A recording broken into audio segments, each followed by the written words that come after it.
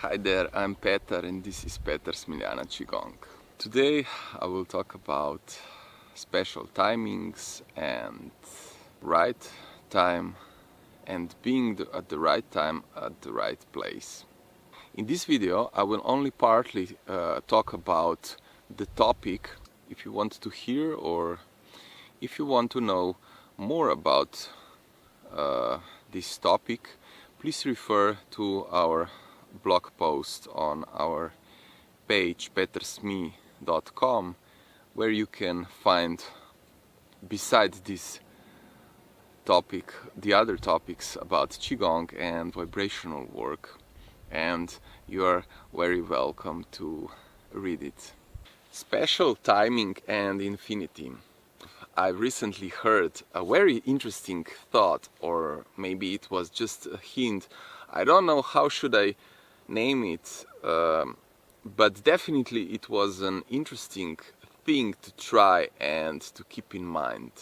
Around the noontime, we humans align with the center of galaxy because our Mother Earth aligns with it. In my previous video, you could hear me saying that our connection with Earth and how we are one with the Earth's energy field. Everything that happens to Earth happens to us. How cool is that? If the Earth aligns with the Milky Way galactic center, its rays and all the information that is relevant for us in this time-space is available for us for about a half an hour. But then again, how about those who are in the other time zones? What about them? I simply don't have the answer for that. Do you? I receive new hints and ideas from the source, and I'm eager for more, because these moments and ideas really inspire me to go further and deeper or broader, beyond my limits. Walking on this path is like walking among the giants in the sky while knowing where are my roots on planet Earth. My spirit is like an empty vessel, ready to receive the wisdom, and my heart feels happy and joyful. I do not shout it loud though, and even my closest friends haven't heard me speaking about this. But what is interesting, when this time of alignment comes during the midday and I'm not doing anything mentally or physically demanding, I get these ideas, these hints that are so powerful and refreshing to my mind.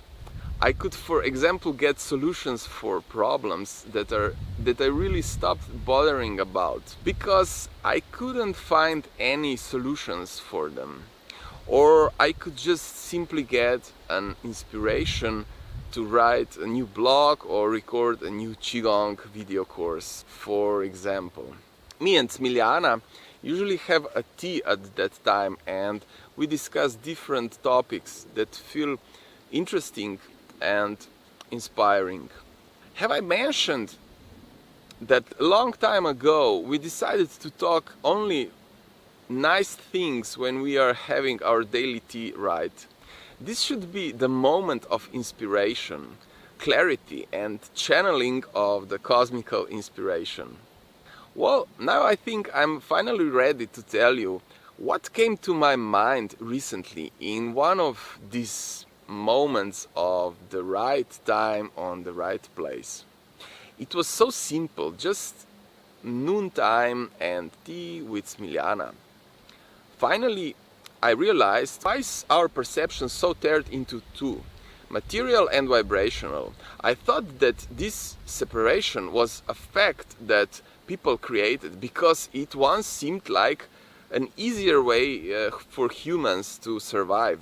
But I guess that is just one of the millions or trillions of possibilities of explanations. Left part of the brain is systematic and sees the environment as material, systemized, lawful and determined, even rigid and known, while the right part of the brain sees the universe completely different, as vibrational, energetic, anarchic, liberal, and with potential for something new and unconventional. While the space can be approached with this left brain perception, the subatomic space can't. It has so many variables that even if we would try as hard as we can, we wouldn't come even to the minor consensus about it.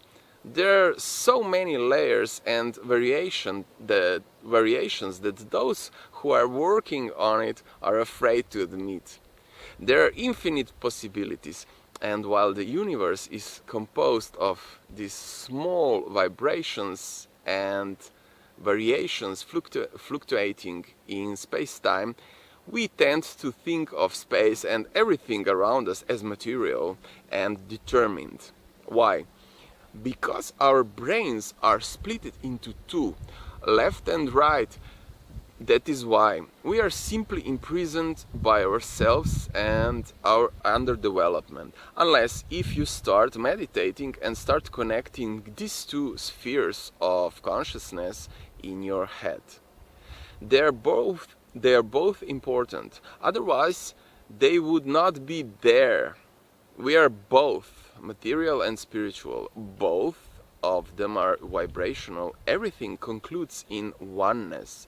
Creative laziness is something we should all start doing. Our ancestors did it, and their nerves were much more relaxed than ours will ever be. And if you are relaxed enough, you will be able to hear that voice within you that will talk you through what you need to know and what is the solution for that particular problem or this particular inspiration for writing that particular piece of work, etc. We sometimes call this process meditation. Following realization is the key.